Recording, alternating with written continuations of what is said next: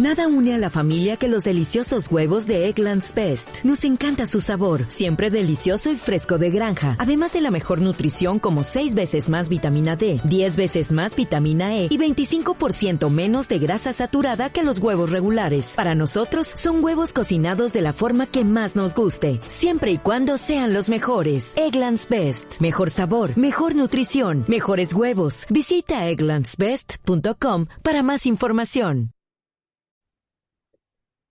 Hola amigos, ¿qué tal? Bienvenidos una vez más al programa El Camino de Dios. Les habla el Morellose, director del Ministerio Jaim. Gracias le damos al Dios de Abraham, al Dios de Isaac, al Dios de Jacob, al Dios y Padre de nuestro Señor Yeshua, el Mesías, que nos concede la oportunidad de vivir una vez más. Hoy, el día 22 de junio del año 2025, equivale al día 26 del mes de Sivan, de acuerdo al calendario de Gilel. Como ustedes saben, este ministerio se enfoca en enseñar las escrituras de la perspectiva hebrea. Hablamos mucho y recordamos mucho la importancia de entender de que los autores de los documentos que tenemos en nuestras manos, como los escritos sagrados, son personas que vivieron un mundo cultural muy diferente al nuestro. Su pensamiento conceptual es muy diferente al que nosotros conocemos y a su vez todos ellos eran judíos. Por consiguiente, enfatizamos y recordamos siempre que para poder entender las palabras del Maestro Nazaret y sus discípulos, tenemos que nosotros estudiar la Biblia que ellos conocían y la literatura que los rodeaba a ellos y las tradiciones orales que también existían alrededor de estos, para poder así a su vez con esto tener una mejor visión de las cosas que se están hablando en estos documentos que nosotros llamamos el Nuevo Testamento. Nosotros en nuestro ministerio no llamamos estos documentos del Nuevo Testamento, sino le llamamos los escritos nazarenos, porque sabemos que históricamente el término Nuevo Testamento surgió mucho tiempo después de la muerte de los primeros discípulos y el maestro Nazaret, y que surge por una persona que con esto trató de marcar una diferencia entre el Dios del Antiguo Testamento y el Dios del Nuevo Testamento, cosas que los nazarenos nunca enseñaron ni tampoco afirmaban.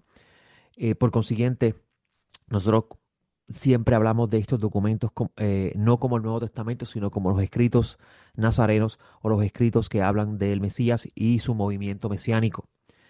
Y, y yo como director de este ministerio, pues estoy domingo tras domingo hablándole a ustedes de estos tesoros que han estado siempre en nuestras manos y nosotros no hemos podido entender porque nos habíamos alejado culturalmente, habíamos cambiado la figura histórica del maestro Nazaret a un Mesías distante en su pensamiento, enajenado completamente de su cultura y de su religión. Y por eso es que nosotros en este ministerio nos enfocamos en ese punto de vista. El Ministerio de Jaim tiene un centro de estudio. El Centro de Estudios Hebraicos del Camino Nazareno se encuentra ubicado en la carretera 511 del barrio Real Arón en Ponce. Esto es en el kilómetro 1.8, específicamente en el centro comercial Plaza Real Arón. Si usted entra al centro comercial a mano izquierda, usted va a encontrar 2 estacionamientos y 2 edificios. En el segundo estacionamiento a la izquierda, en un edificio pintado de blanco y gris, allí dando para la parte posterior hay una cortina azul, un- una, un rasgo de, una señal muy importante porque así la visita que estuvo ayer con nosotros le saludamos cálidamente y le agradecemos su visita y esperamos que continúe visitándonos y estudiando con nosotros las palabras del Todopoderoso. Él pudo encontrar el lugar por la cortina azul, así que la entrada de nuestro centro de estudio ella está para la parte posterior del segundo edificio a la izquierda y la entrada tiene una cortina azul que marca nuestro centro. Allí nos reunimos todos los sábados a partir de las 9 de la mañana y comenzamos nuestras reuniones en sí oficiales a las 10 de la mañana con las oraciones, luego con la lectura semanal de la porción de la Torá, los profetas y los escritos nazarenos, y luego damos una enseñanza, un estudio, la mayoría de las veces un escrito preparado que las personas se pueden llevar para luego repasar y cerramos nuestra reunión con el partimiento del pan y el vino siguiendo la tradición nazarena. Ayer tuvimos la oportunidad de estudiar la sección de la Torá titulada Shelach. Shelach se encuentra en el libro de Números, capítulo 13, versículo 1 al 15:41. Lo que se conoce como la Haftará, los profetas, ayer la lectura era Josué 2, 1 al 24. Y en los escritos nazarenos leímos a Mateo 10, 1 al 14. Ayer estábamos hablando mucho de la importancia, o al principio estábamos hablando de la importancia de entender lo que significa la palabra shelach. La palabra shalach viene de la raíz donde también surge la palabra shaliach, que es la palabra en hebreo que se traduce al griego como apóstolos, o lo que usted conoce en español como apóstol. Un shaliach es una persona que ha sido enviada, y esa persona ha sido enviada como representante con autoridad de parte de aquel que lo envió. En este sentido, la porción Shelach comienza hablando de cómo 12 o las 12 tribus se le acercaron a Moisés y le dijeron a Moisés que querían explorar primero la tierra y estar seguros si esta tierra era realmente como Dios había dicho. Y Moisés envía 12, de los cuales de estos 12 10 llegan con un mal informe y 2 llegan con un buen informe. Estos 2 se conocen como Yehoshua ben Nun y Caleb ben Yefuné. Caleb en su origen no era de la tribu de Judá, sino que su padre, podríamos decir, era un prosélito que se unió a la tribu, al pueblo de Israel a través de la tribu de Judá. Y Caleb, es bien interesante el nombre Caleb porque Caleb, el nombre Caleb posee las mismas letras y básicamente la misma pronunciación de la palabra perro en hebreo. Caleb. En el mundo hebreo, un perro tiene el nombre Caleb y porque el nombre Caleb tiene dentro de ese nombre la palabra corazón. Y esto porque se entiende que el perro es el animal más fiel al ser humano y por eso es que se le llama Caleb. Es interesante cómo la escritura en hebreo hace un juego de ideas que usted no lo puede ver en español. Usted va a encontrar que Dios le dice, pero mi siervo Caleb, y es interesante porque los perros son siervos de sus amos. Mi siervo Caleb, quien era de otro espíritu, él heredará la tierra. Y uno preguntaría por qué la Torá llama a este hombre Caleb, por qué le llama con el nombre de Caleb, o sea, por qué él tiene que ser identificado con este nombre.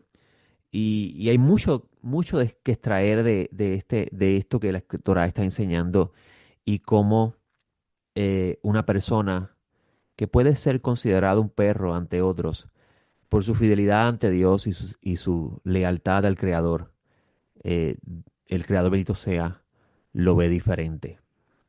Y ayer también estuvimos hablando de la importancia de entender lo que estos enviados fueron a hacer y cómo la Torah nos enseña que a veces nosotros queremos evidencias certeras de cosas para estar seguros de decisiones que vamos a tomar y pasamos a un lado el elemento, la confianza en Dios. Confiar en que el Creador está acompañando a uno en el camino de la vida y que Él como creador que es, dueño y juez de todo, está al pendiente de toda su creación. Y en la realidad que nosotros vivimos, que entre los círculos del estudio de la Torah en Sod, o sea, el estudio de la Torah en profundo, estudio profundo de la Torah, la Torah tiene 4 niveles de comprensión. Se conoce como el Peshah, Remes, Drash y Sod. Peshah es el sentido simple del texto. Moisés envió a 12. El remés es el sentido de cómo un relato conecta con otro y ahí se van construyendo ideas de esa conexión de textos y relatos. El drash es lo que podríamos decir el método exegético judío, el sentido homilético o la predicación que surge a partir de la investigación profunda del texto. Y el nivel Sod es el nivel donde se habla de lo profundo de la escritura, de la sabiduría. Como dice Pablo de Tarso en Primera de Corintios, capítulo 2, donde él dice, abramos sabiduría y no de este mundo. Esas palabras de Pablo deben ser entendidas desde un punto de vista de un judío que conoce los elementos profundos de la Torá. A lo que él dice que esta sabiduría es de los cielos, proviene de Dios.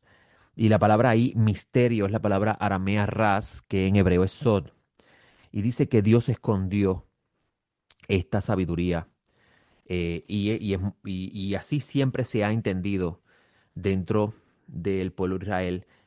Uno pensaría que Pablo lo que está diciendo aquí es que Dios le escondió que no se encuentra en la escritura, pero no. Pablo de Tarso sabía y sabe, porque los justos no mueren, que cuando él dice que Dios escondió esa sabiduría, él se está refiriendo a que ésta se encuentra escondida detrás de los relatos simples de la Torá.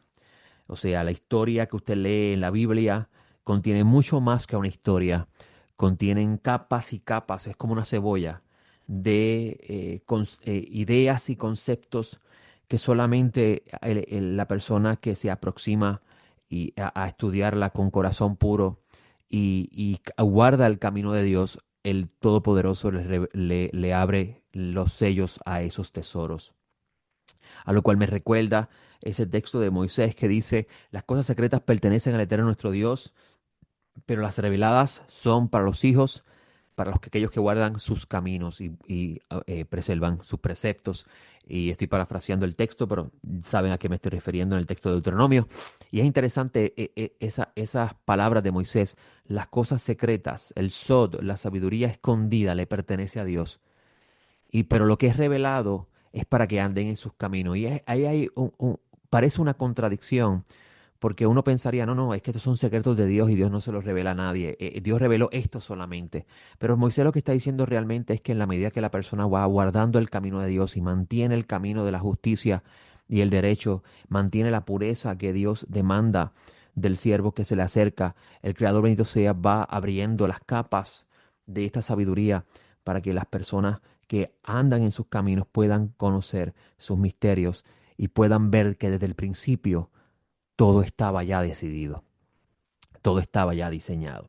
Ahora, regresando al tema de los enviados, Moisés envía 12 príncipes del pueblo de Israel a explorar la tierra y estos vienen con un mal informe, unas noticias negativas. La tierra no se puede, no hay forma de vivir en ella. Sí es cierto, hay mucha cosecha, pero las cosechas están tan grandes que son del mismo tamaño de sus habitantes. Y uno podría pensar, eh, ¿cómo una persona puede pensar que algo es imposible cuando de antemano el Creador dice que ellos van a heredar esa tierra? Que ese lugar es para ellos, que Él los reservó para ellos, que Él va a que esa tierra es de Él y que Él va a sacar a los que la contaminan, a los que la enferman, para ubicarlos a ellos y ellos sean entonces un modelo de la santidad al mundo entero. La elección del pueblo de Israel es ese propósito de que ellos sean un reino de ministro, una nación santa ante el mundo entero. Cuando Israel no cumple su cometido como pueblo llamado a ser santo, la tierra se enferma también, al igual que con sus habitantes. Pues eso es tema para otro momento, pero quiero traer esa idea para que ustedes puedan visualizar un poco mejor todos los tesoros que uno encuentra en la escritura. Y al ver estos 12 exploradores que son, podríamos decir, 12 evangelistas, si podemos utilizar una palabra que usted pueda entender, que de los 12, 10 vienen con unas malas noticias en vez de buenas noticias hacia el pueblo. Y el pueblo fue influenciado por estos malos informantes, a lo cual como consecuencia de ello el Creador sentencia que estarían 40 años en el desierto y moriría esa generación. Y los hijos de ellos, a quienes ellos estaban preocupados de que fueran a sufrir el daño de los habitantes de esa tierra, los hijos de ellos heredarían la tierra. Ellos iban a entrar, y eso usted va a encontrar en el libro de Deuteronomio, como Moisés va a dar el último discurso de su vida a esa generación que es la que va a entrar a la tierra luego de haber muerto toda la generación que rechazó la tierra. Y esto me lleva a la elección de los 12 apóstoles de Yeshua. Y uno lee la palabra apóstol y cuando la lee piensas en su idea o su concepto griego, porque es una palabra griega, y si no se toma en cuenta que el autor del documento y su audiencia es judía, eh, uno podría perder la riqueza de lo que el texto está así diciendo, si cuando entendemos que su contenido es uno judío. Y Yeshua escoge también 12 apóstoles. Moisés escogió a 12 para explorar la tierra. Yeshua escoge a 12 para hablarle a una audiencia que está sin esperanza. Moisés escoge a 12, no malintencionado Moisés. Moisés no sabía lo que había en el corazón de ellos, pero sí Dios lo sabía de antemano. Y Moisés se lamenta en su corazón porque la esperanza de heredar la tierra parece desvanecerse, porque el pueblo escuchó a 10 por encima de 2. A veces uno dice la mayoría tiene la razón. En este caso parece ser que no. Y en los escritos de Nazareno, en el capítulo 10 de Mateo, leemos que Yeshua escoge a 12 y se le conocen como los 12 apóstoles. Pero originalmente eran 12 estudiantes de Yeshua. La palabra discípulo en hebreo es la palabra talmid. Y un talmid es un estudiante. Un estudiante es una persona que aprende de su maestro en todos los sentidos. O sea, él quiere hasta vestir como su maestro. A ese nivel ese es el concepto del discípulo. Comen como su maestro, piensan como su maestro, visten como su maestro, hacen todo igual que su maestro, porque un discípulo considera que su maestro es lo más cercano a una revelación de Dios. Así como lo está escuchando. Ese es el mundo de la Biblia que muy pocas personas conocen. Los discípulos ven a su maestro como su padre. O sea, ellos se convierten en sus hijos. Por eso es cuando Yeshua dice, el que no deje padre y madre y hermanos por causa de mí no es digno. Esa terminología que Yeshua utiliza es una terminología relacionada al concepto de maestro y discípulo. El discípulo renuncia a su identidad familiar para adoptar la identidad de su maestro o adoptar la enseñanza y la forma de vida de su maestro. Es algo muy común dentro de los círculos judíos. Los discípulos también ven a su maestro como su amo, como su señor, y ellos su siervo. Por eso vas a ver mucho que los discípulos le dicen a Yeshua Señor. No porque ellos pensaban lo que otras personas piensan con respecto a la palabra griega Señor, sino porque en el mundo cultural del discípulo y el maestro del tiempo del segundo templo, esa es la forma de conducirse. Por eso que usted va a encontrar en Mateo 23 que Yeshua le dice, no le digas a nadie rabí porque uno solo es su maestro. Cuando usted sabe lo que significa esa palabra rabí, en el mundo de Yeshua, usted va a entender por qué él dice eso. Cuando él dice, no llames a nadie rabí, la palabra rabí significa mi maestro. Inmediatamente que una persona le dice a un maestro, mi maestro, está diciéndole en ese mundo cultural, amigo que me está escuchando, le está diciendo, tú tienes autoridad sobre mí. Lamentablemente, y digo con mucha tristeza, esa es una palabra o un concepto muy peligroso en estos tiempos, donde tenemos líderes que lo que hacen es manipular a las llamadas ovejas con el único propósito de obtener un beneficio y no dar un servicio. A diferencia de este mundo conceptual moderno, en el mundo conceptual de Yeshua, que es el mundo judío del segundo templo, el maestro vivía para sus discípulos. El maestro estaba constantemente pendiente a sus discípulos. Él quería que todos sus discípulos estuvieran muy bien educados en sus enseñanzas y entendieran muy bien las cosas relacionadas a la revelación de Dios. El maestro vivía para sus discípulos. Estaba tan dispuesto por sus discípulos que era capaz de hasta morir por ellos. Los discípulos hacían lo mismo. El apego que tenían los discípulos tanto y tanto a su maestro, y no estamos hablando en el caso de Yeshua nada más, hay mucha historia del mundo del segundo templo que usted conoce, lo va a entender mucho mejor. Los discípulos también estaban dispuestos a sacrificar su vida por su maestro, porque el alma de los discípulos se había unido al alma de su maestro. Había un apego entre ambos. Y esto es bien importante que uno conozca estos conceptos a la hora de poder leer la historia del maestro Nazaret y sus discípulos. Yeshua escoge a 12. No eran los discípulos más destacados de la historia de Israel, pero era Yeshua, porque el Espíritu de Dios estaba en él. Yeshua podía discernir lo que había en cada uno de ellos. Y Yeshua hace algo bien interesante. El rabino de Nazaret, como digo yo a los discípulos, Rabenu. Rabenu significa nuestro maestro. eh, Escoge a estos 12 y los envía. Lo mismo que hace Moshe, pero los envía con otra misión. Moshe los envía a explorar, y Yeshua no los envía a explorar. Ya ellos están en la tierra. Yeshua los envía a dar una noticia positiva, a diferencia de los 10 que vinieron a dar una noticia negativa. Yeshua vino, le dijo a sus discípulos que dieran una buena noticia. Y mira lo que dice el versículo 5 del capítulo 10.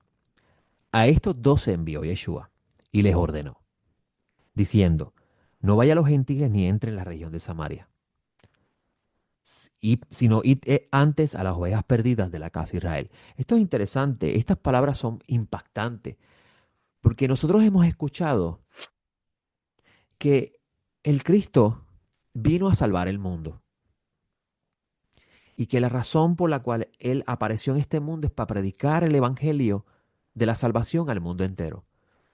Pero cuando nos topamos con los evangelios nos damos cuenta que eso no es así. Yeshua acaba de escoger a 12 discípulos. La elección de los discípulos comienza ahora. O sea, la misión de ellos. ¿Para qué los escogió? ¿Qué es lo que ellos iban a hacer? Yeshua les dice, vayan a las ovejas perdidas de la casa de Israel. No vayan a los gentiles. No entren a la región de Samaria donde están los samaritanos. Vayan a las ovejas perdidas de la casa de Israel. O sea, Yeshua encomienda a sus 12 apóstoles no ir a predicar el evangelio al mundo, sino ir a buscar las ovejas perdidas de la casa de Israel. Y mira el versículo 7. Y proclamad diciendo, el reino de los cielos se ha acercado. ¿A quién deben decirle los discípulos esto? ¿A los gentiles, a los que viven en Samaria? No, a las ovejas perdidas de la casa de Israel. ¿Qué significa el reino de los cielos se ha acercado? Si tú tomas en consideración el estado en el que está viviendo la población de la Judea del segundo templo y las regiones circundantes a lo que se conocía en el mundo de la Biblia como la tierra de Israel, que por causa de la división de los dos reinos comienza a desvanecerse esa idea conceptual de Dios de una nación unida con un solo pensamiento y un solo sentir en el servicio a Dios, alumbrando al mundo entero con el conocimiento de la palabra del Creador, bendito sea. Y lo que dicen los profetas, los gentiles subiendo a Jerusalén a escuchar las palabras del Dios vivo y contemplando la gloria de su Mesías y percibiendo la presencia de Dios en el Santo Templo. Esas ideas que los profetas dicen no podía ser posible si primero las ovejas perdidas seguían perdidas. Están viviendo en un tiempo donde el Imperio Romano es el que está dominando sobre Judea y las regiones circundantes. Y para esa audiencia no hay esperanza. Para esa audiencia esto no va a cambiar. Todo sigue igual. Lo que el Eterno parece haber dicho hace un tiempo atrás no va a suceder. Y aparece el Mesías. Aparece Yeshua, quien es llamado el Mesías, porque el Espíritu de Dios mora en él. Y escoge a 12 apóstoles para comenzar a anunciarle a esa audiencia que el reino de Dios está disponible. Y que si solamente escuchan el mensaje y se vuelven a Dios, el reino de Dios estará presente. Para ellos, amigos, el reino de Dios no es una experiencia espiritual, no es una idea utópica ni algo psicológico. El reino de Dios es algo palpable, tangible y real. Es un cambio en la realidad del mundo en que vivimos. No es una idea psicológica, no es una idea emocional. No es algo que hoy en día la gente habla mucho cuando se habla del reino de Dios, que es una experiencia espiritual, que solamente lo vas a experimentar cuando te vuelves a Dios. No. Para ellos el reino de Dios es la restauración del reino de Israel. Para ellos el reino de Dios es habitar en la tierra que les fue dado a Abraham, Isaac y Jacob en paz, con las naciones que les rodean en paz. La idolatría terminarse en el mundo, no existir ningún otro Dios sino el Dios de Israel. Y todas las naciones viviendo en paz. Para ellos ese es el concepto del reino de Dios. Y eso es lo que ellos esperaban. El mundo del segundo templo contenía una alta expectativa apocalíptica. Tanto así que le preguntan a Juan el Inmersor, ¿eres tú? ¿Tú eres el Mesías? Imagínense cuánta expectativa apocalíptica existía y expectativa mesiánica existía en ese tiempo. Pero ¿cómo puede llegar al reino de Dios? Primero hay que restaurar a Israel. Por eso es que le envía a los 12, le dice, sana enfermo, resucitad a los que han muerto, limpiad leproso, echad fuera demonios. Y la expresión ahí resucitar muerto no está diciendo eh, que los que ya habían muerto hacían 10, 12 años, habían que resucitarlos. Está hablando de personas que están severamente enfermas, que a nivel tal de que llegan a ese lugar y acaban de morir. Y Yeshua le dice, revívelos. Y eso por eso es que ves que sanar al enfermo va a la par con resucitar al muerto. Limpiar a los leprosos son los que tienen la enfermedad de Sarahat, que es una afección que viene de parte de Dios, interesante, ¿no? Echa fuera a los espíritus inmundos, esos espíritus que hoy en día le llamamos rasgos de carácter negativo o trastornos psicológicos. Y da de gracia recibiste, dad de gracia. O sea, no hagan nada de esto por negocio. Interesante, ¿no? Porque hoy se hacen grandes actividades y se esperan que la gente ofrende a cambio de que esa persona haga milagros. Yeshua le dice, no, ustedes no van a hacer nada de eso. No se provean de nada, no busquen nada para llevárselo a ustedes. Ustedes van a hacer el trabajo de un siervo. Y uno pregunta, ¿por qué Yeshua tenía que hacer esto a las ovejas perdidas de la casa de Israel? La respuesta a esto está en el estudio de la Torah.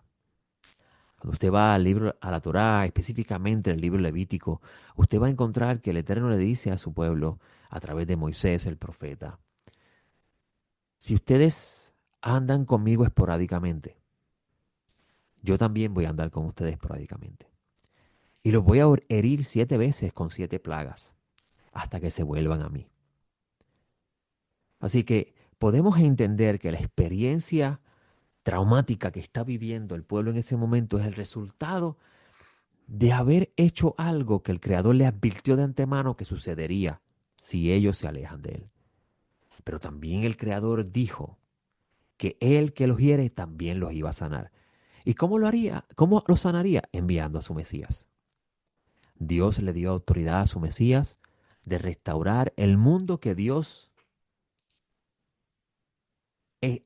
puso en estado caótico, por decir así, por causa de no escuchar su voz. Y estos 12 fueron con muy buenas noticias. El reino de Dios está cerca. Simplemente hay que volverse a Él.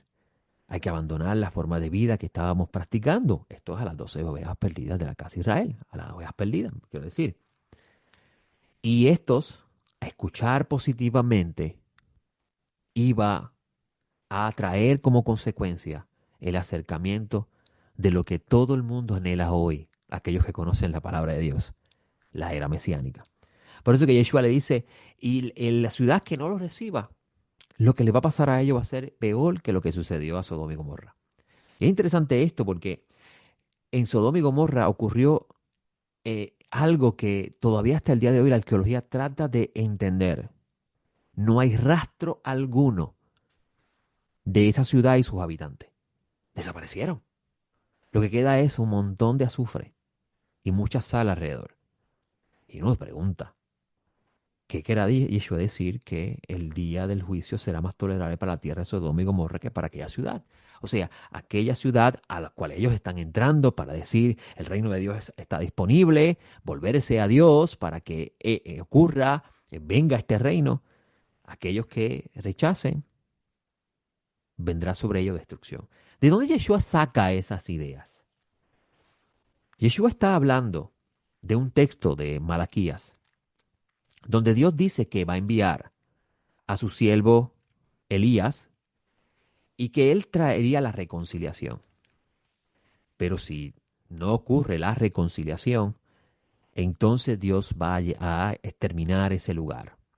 Así que lo que los discípulos están haciendo, además de sanar enfermos y hacer milagros, que todo el mundo está pendiente a eso, están trayendo un mensaje de reconciliación, de hacer que los hijos se vuelvan a los padres. Cuando hablamos de volver a los padres, se refiere a que vuelva otra vez el pueblo a unirse en un solo sentir y andar en el camino de Dios y andar en los caminos que los padres trazaron, y se refieren a los profetas y a los grandes sabios de Israel, para la conveniencia del pueblo. Yeshua sabía que si esa generación no escuchaba el mensaje que él estaba trayendo, al igual que sus discípulos, iba a ocurrir lo que Malají dijo en el capítulo 4, versículo 6, y lo dijo de parte de Dios.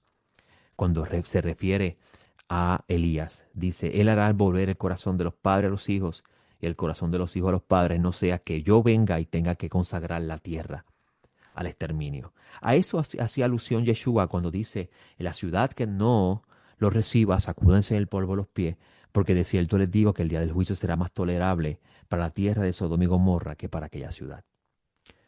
Por eso le digo, amigos, y llevo tiempo diciéndolo en este programa, la única forma de poder entender quién es Jesús de Nazaret de verdad es estudiando la literatura del pueblo de Israel y conociendo el pensamiento conceptual de ese pueblo.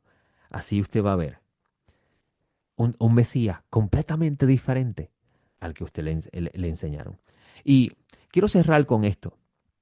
Yeshua vino por primera vez a llamar a los que están en caminos incorrectos a regresar. Con lo que acabo de decir con respecto a la 12 tribus, no significa que de antemano Dios no tenía un plan a través de su Mesías de también acercar a los gentiles. Incluso hay una parábola muy interesante donde Yeshua va a enseñar que por causa del rechazo de ese mensaje, Dios va a meter, así mismo lo voy a decir, a meter a la fuerza al reino mesiánico a todos los que encuentren por el camino. Pero eso, amigo, no es una garantía de entrar a la vida eterna. Y la vida eterna en el mundo judío es el Olam Habá, el mundo por venir. Lea el libro de Revelaciones, le habla de esas dos eras. Se me ha acabado el tiempo, le doy gracias al Eterno por este espacio y le pido al Todopoderoso que les bendiga esta semana y les conceda la oportunidad de poder andar en sus caminos y poder ver las maravillas que hay en su Torah. Le hablo el Mor Yosef, nos vemos la próxima. Shalom.